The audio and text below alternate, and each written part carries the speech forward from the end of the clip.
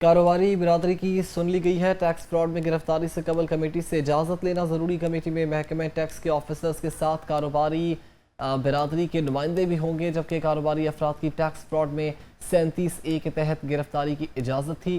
Tax fraud committee में कौन कौन से चेम्बर्स ऑफ कॉमर्स के कितने नुमाइंदे होंगे और कितने नुमाइंदे, जबकि इस पर अब मज़ीद अपडेट कर रहे हैं अशरफ मेहताब। जी अशरफ, अपडेट कीजिएगा।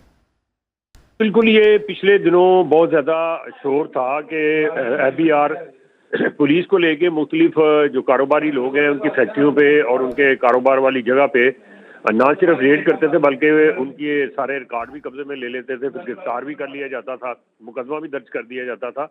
तो इस तरह जो कारोबारी बिरादरी है उसमें फिर तशवीश की लहर दौड़ गई, जिसके बाद मुख्तलिफ चैम्बर ऑफ कॉमर्स, वफाकी वाना सनत तजारत ने जो हुकूमत से अपील की कि जो एक कमेटी बनाई जाए जिसमें टैक्स ऑफिसर भी शामिल हो, जिसमें कारोबारी बिरादरी की नुमाइंदा तंजीमों के अहदेदार भी शामिल हो, और वो कमेटी जो है फैसला करे कि किसी की गिरफ्तारी होनी है नहीं होनी, टैक्स फ्रॉड हुआ है नहीं हुआ, और इंक्वायरी होनी है उसके खिलाफ के नहीं। तो इस ज़िम्न में जो चैम्बर ऑफ कॉमर्स को इजाज़त मिली है उसमें लाहौर चैम्बर ऑफ कॉमर्स के 2 नुमाइंदे होंगे, मुल्तान चैम्बर ऑफ कॉमर्स है, कराची है, हैदराबाद है, सरहद है, और इसके अलावा बिजनेस काउंसिल के 2 नुमाइंदे होंगे, साथ all Pakistan textile mill association के भी 2 नुमाइंदे लिए जाएंगे, और एक कमेटी बना दी गई है। उसमें फिर ये है कि वो कमेटी फैसला करेगी कि अगर वाकई कोई टैक्स फ्रॉड है तो गिरफ्तारी होगी कि नहीं होगी, या फिर ये इंक्वायरी की जाएगी कि नहीं की जाएगी।